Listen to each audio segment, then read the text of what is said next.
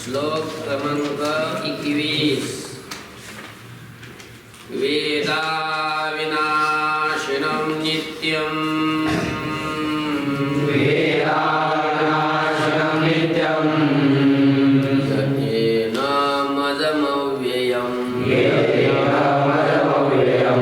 कथं स पुरुषः पार्थ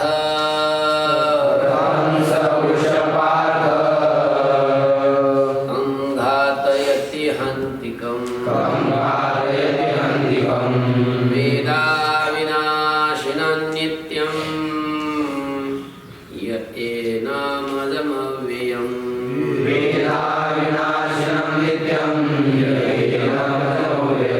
कथं स पुरुषः पार्थ घातयति हन्तिकम्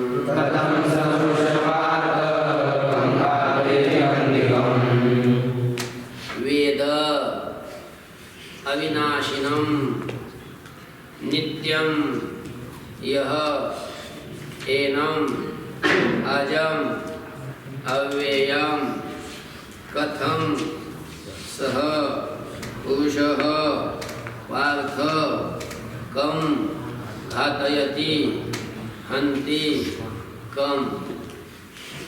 बघा आता आत्मस्वरूपाचं वर्णन चालू आहे.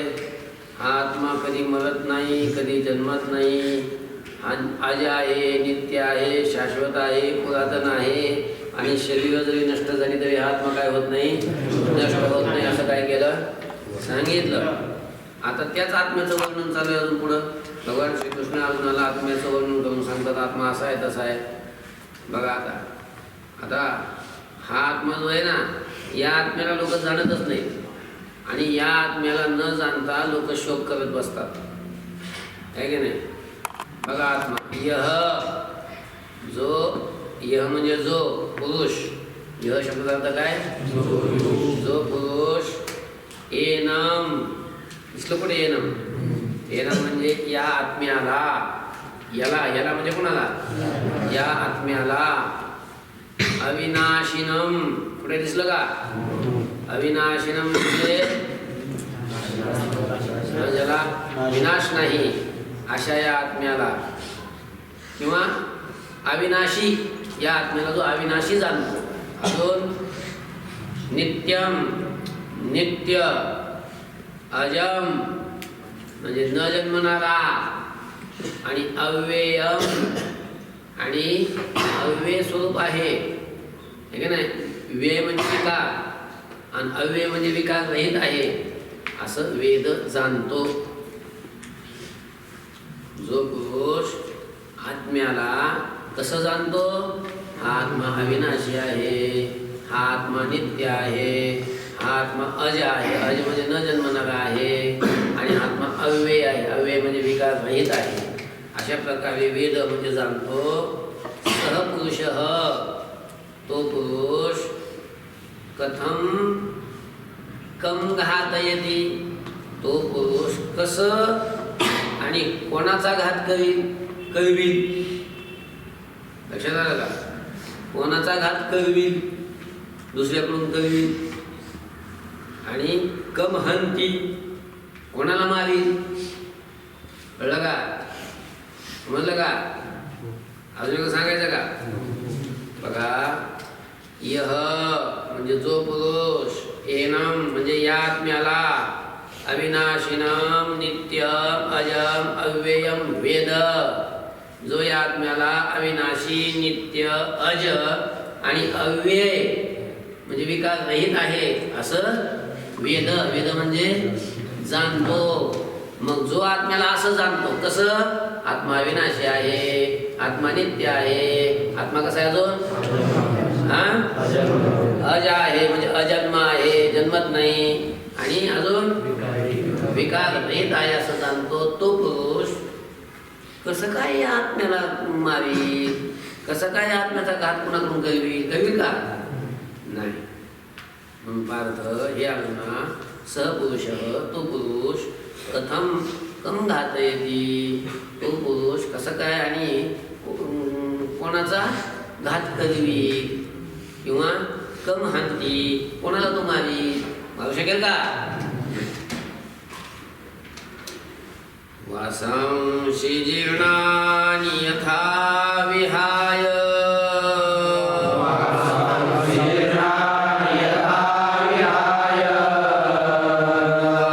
निगृह्णाति नरोपराणि तथा शरीराणि विहाय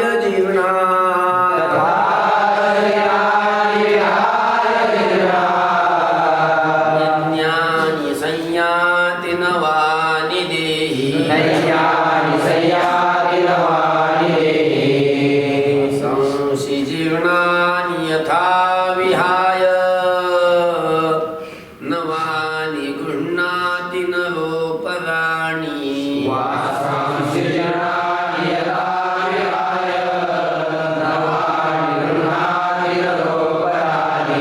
तथा शरीराणि विहाय जीर्णान्यन्यानि संयाति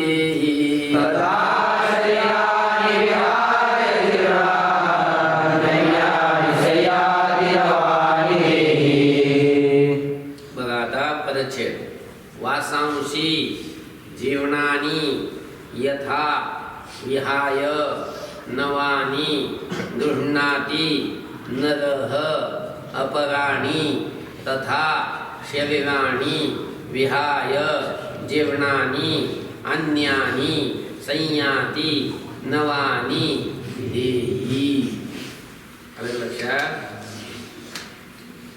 बघा वरती काय सांगितलं की या आत्म्याला कसं काय मारेल, कसं काय याचा कोणी घात करील, आहे का नाही? आत्म्याला कोणी मारित नाही, आत्म्याचा कोणी घात करीत नाही, आत्मा कोणाचा घात करीत नाही, असं आहे का नाही? आणि मग आत्मा मरत नाही म्हणतात आणि मग हे लोक कसं काय घडतात मग मेल्यावर?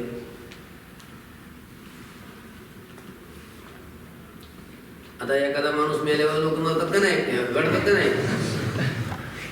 एखादा माणूस मेला त्याला भीतीला टिकवून ठेवते, पैसा कपाळाला लावते, तोंडात तुळशीचं पाणी टाकते, आहे का नाही, दिवा लावते, मग घडते चव बाजून. हा नाकात कापूस घालते. नाकात कापूस कशाला घालतात माहितीये का? त्याचा वास येऊ नये बाई म्हणून. ते आतलं सडलेलं असते सगळं, ती बाहेर वास येतं किती, वास बाहेर येऊ नये आपल्याला म्हणून त्याचं नाकात कापूस. हा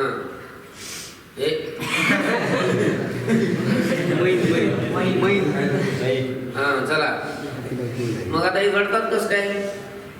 भगवान सांगतात आहे वेड्या, आत्मा मरत नाही, हे शरीर इथं पडत असते, शरीर मरत असते, आत्मा नाही.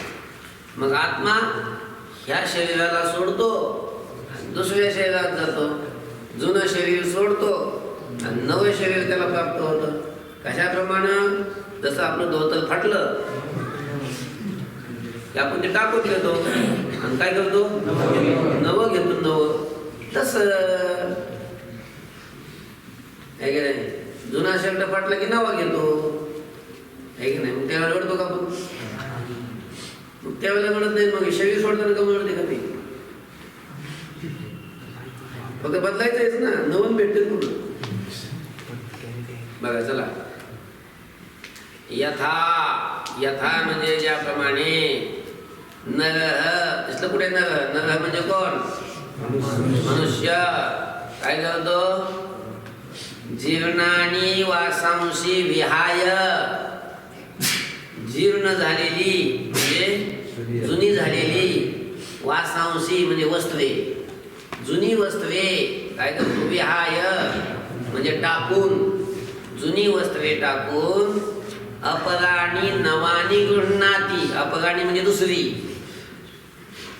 नवानी नवी, तो काय करतो? गृह्णाती म्हणजे ग्रहण करतो, स्वीकारतो, घालतो. कळलं का? अजून सांगू वरच्या दोन वळी बघा.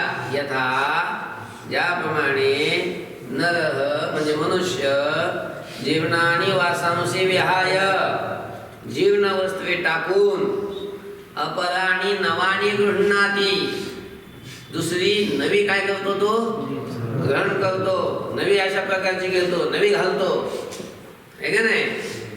तथा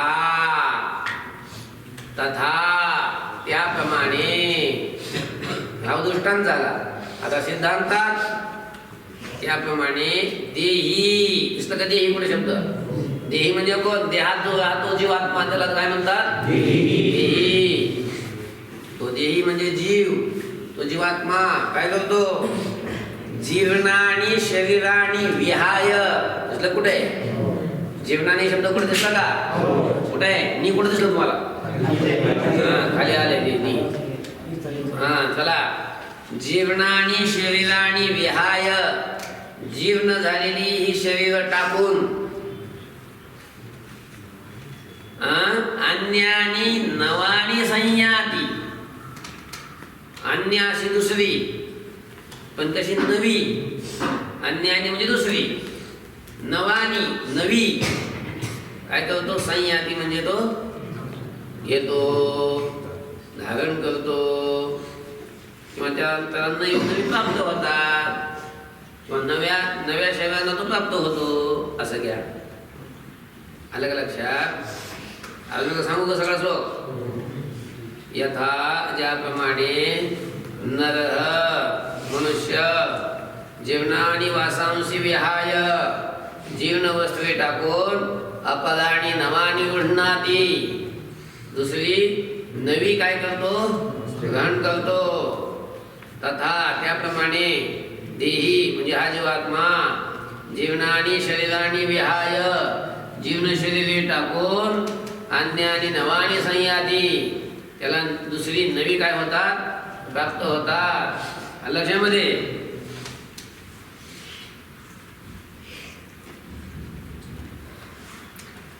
मग शरीरच मरतात, आत्मा मेला का? मग नाही, पण दुसऱ्या शरीरात गेला, तो कधीच मरत नाही का? नाही. कसं काय मरत नाही? त्याला कोणी मारू शकत नाही. का नाही मारू शकत? कोण मारू शकत नाही? बघा, नैनम छिंदन्ति शस्त्राणि, नैनम दहति पावकः, न चैनम क्लेदयन्त्यापो, न शोषयति मारुतः. नैनम छिंदन्ति शस्त्राणि, नैनं दहति पावकः, न चैनं क्लेदयन्त्यापो, न शोषयति मारुतः.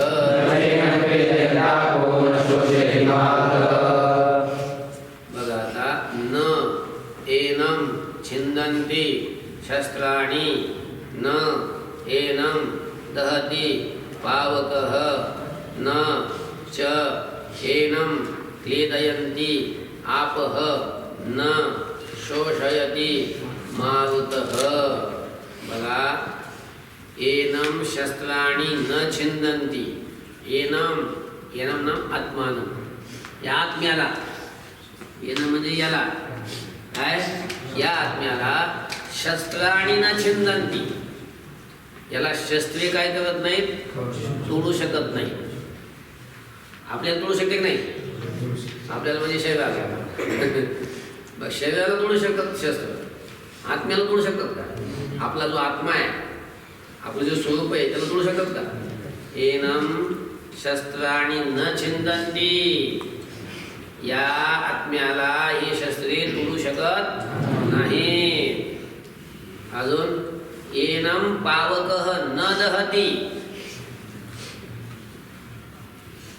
किंवा पावकः एनं न दहति असं. पावकः, पावक म्हणजे अग्नी, पावक म्हणजे कोण? अग्नी सुद्धा एनं न दहति, या आत्म्याला जाळू शकत नाही, जळीत नाही. च म्हणजे आणि, आपह, दिसलं का? आपह कुठे? क्लेदयन्ति आपह, आपह म्हणजे पाणी, आपह म्हणजे काय? पाणी. एनं न क्लेदयन्ति, पाणी याला भिजवीत नाही, भिजवू शकत नाही. तुमचं धोतर भिजतंय का नाही? वळकटी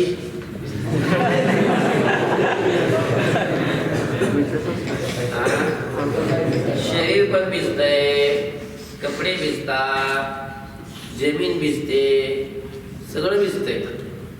पण हा आत्मा भिजतो का?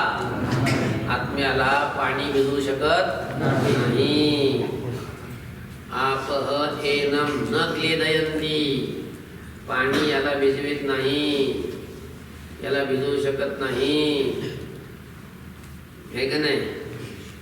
मारुतः न शोषयती, मारुतः म्हणजे वारा, न शोषयती, या आत्म्याला काय करू शकत नाही? सुकवू शकत नाही, शुष्क करू शकत नाही. वारा सुकल्यानंतर आपण कपडे वाळू घातले की कोरडे होतात का नाही? म्हणजे शुष्क होतात, कोरडे होतात. तसं वारा या आत्म्याला कोरडं करू शकत नाही, शुष्क करू शकत नाही. कळलं का? श्लोक कळला? पुढचा सांगायचा. मग हा आत्मा कसा आहे? आता पुढच्या श्लोकात सांगतात. अच्छद्यो यमदा ह्योय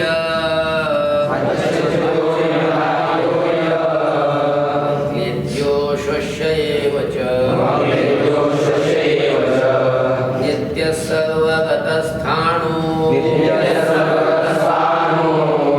चलोऽयं सनातनः. अच्छद्यो यमदा ह्योय मक्लिद्यो श्वश्येव च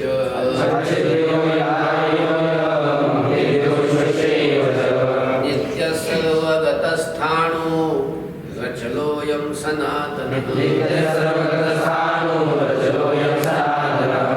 अच्छद्यः अयम् अदाह्यः अयम् अक्लेद्यः अश्वश्यः एव च नित्यः सर्वगतः स्थाणुः अचलः अयं सनातनः. आलं का? आलं? बघा आता अयम हेच काय? आत्मा. अयम म्हणजे काय? आत्मा. कसा आहे? अच्छेद्य, अच्छेद्य, अच्छेद्य म्हणजे छेदण्याला योग्य नाही, याचं छेदन तुम्ही करू शकत नाही. शस्त्र याचं छेदन करू शकत नाही. शरीराला तलवार कापू शकते की नाही? बाण, पण याला आत्म्याला तलवार कापू शकत नाही, चाकू कापू शकत नाही, है की नाही? सुद्धा त्याला काहीच होत नाही कशाने आत्म्याला, म्हणून त्याला अच्छेद्य म्हणतात. त्याचं छेदन करता येत नाही. कळलं का? छेदन याला तो काय अयोग्य, योग्य नाही. अयम अदाह्य, दाह्य दाह करण्याला योग्य, दाह होण्याला योग्य, त्याला काय म्हणतात? दाह्य. आत्म्याचा दाह होतो का? अग्नी जाळू शकतो त्याला? हा कसा आहे? अदाह्य.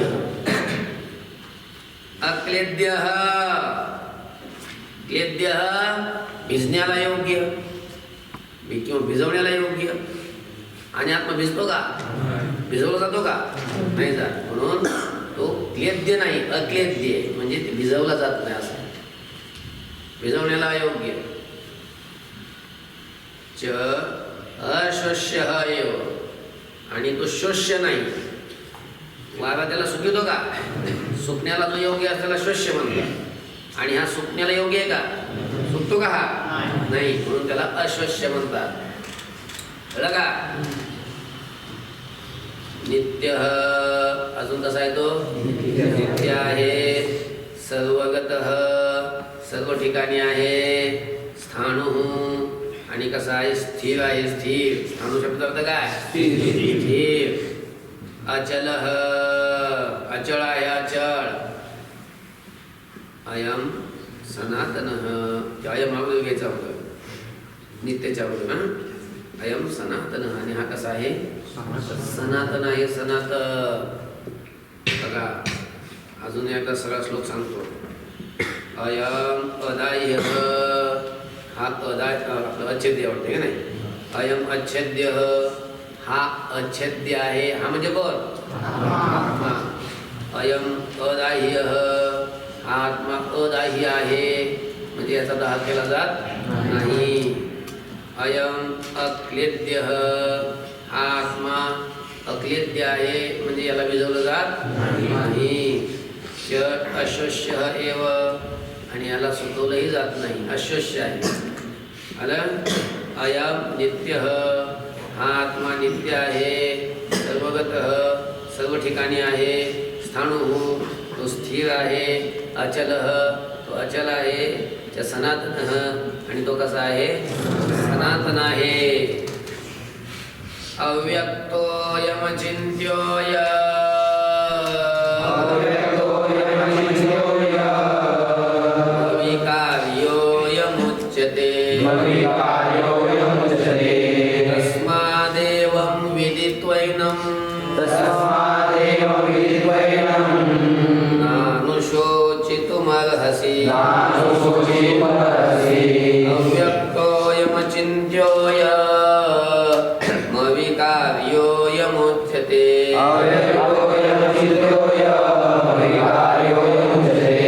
तस्मादेवं विदित्वैनं नानुशोचितुमर्हसि.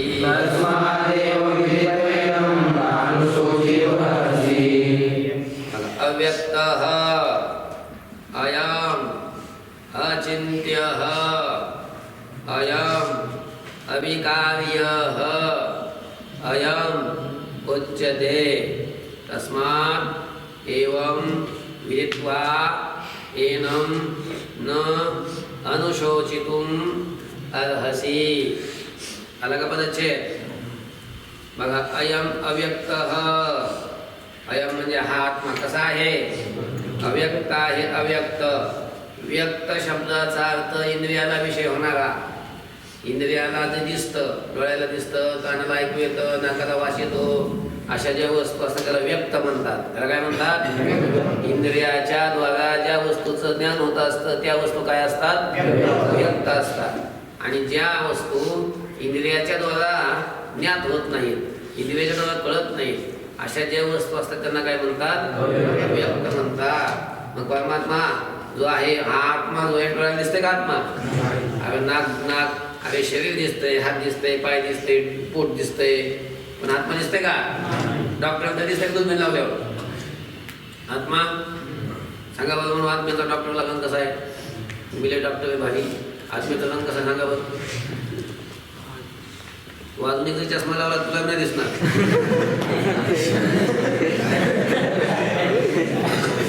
चला. अयम अव्यक्त, हा आत्मा कसा आहे, अव्यक्त आहे. अयम अचिंत्य, अरे नुसता डोळ्याला दिसत नाही असं नाही, त्याचं चिंतन सुद्धा करता येत नाही असा आत्मा आहे. अचिंत्य कसा आहे तो, अचिंत्य आहे. अचिंत्य, अचिंत्य म्हणजे ज्याचं चिंतन करता येत नाही असा. अयम अविकार्य आहे की नाही. विकार्य म्हणजे विकारी, त्याच्यामध्ये काय आहे, विकार. ज्या वस्तूमध्ये विकार असतो त्याला विकार्य म्हणतात, आणि ज्या वस्तूमध्ये विकार नाही त्याला काय म्हणतात, अविकार्य. आत्म्यात काय विकार आहे का, शरीराला तर विकार आहे का, शरीराला आहे का, शरीर काय विकार आहे. हा, तर भोग तर होतेच, पण ज्या वेळेला आईच्या पोटातून जन्म तेवढं केवढं होतं. लहान म्हणजे किती, 25 किलोचा,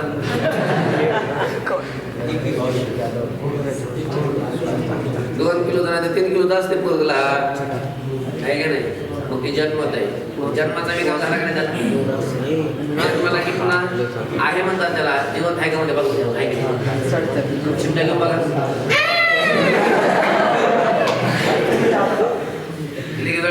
आहे जिवंत आहे म्हणजे अस्थि विकाराला तिथे.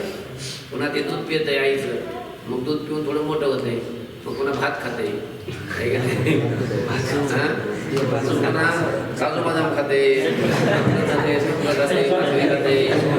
काही खाते,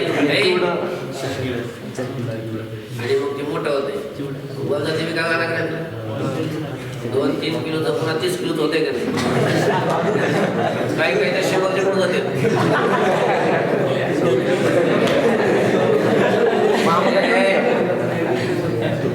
मग बघा, म्हणजे हा शरीरात विकार व्हायला लागला का नाही? बदल व्हायला लागला का नाही? विकार म्हणजे बदल. तसं आत्म्यात बदल होते का? आत्मा अगोदर छोटा कोल होता, नंतर 50 किलो आत्मा झाला, असं होते का? आत्म्यामध्ये काय विकार होत नाही म्हणून त्याला अविकार्य म्हणतात. काय? अयम अविकार्य उच्यते. हा आत्मा अविकारी आहे असं म्हटल्या जाते. कळलं का? तस्मात म्हणून एवं अशा प्रकारे एनम विदित्वा या आत्म्याला जाणून अनुशोचितुम न अर्हसि तू शोक करण्याला योग्य नाहीस किंवा तू समर्थ नाहीस. कळलं का श्लोक? अजून सांगायचं आहे. अयम अव्यक्त हा आत्मा अव्यक्त आहे. अयम अचिंत्य हा आत्मा अचिंत्य आहे. अयम अविकार्य उच्यते हा आत्मा अविकारी आहे असं म्हटले जाते. तस्मात म्हणून एवं अशा प्रकारे एनम विदित्वा या आत्म्याला जाणून अनुशोचितुम न अर्हसि तू शोक करण्याकरता योग्य नाहीस, समर्थ नाहीस. ओम शांती शांती शांती.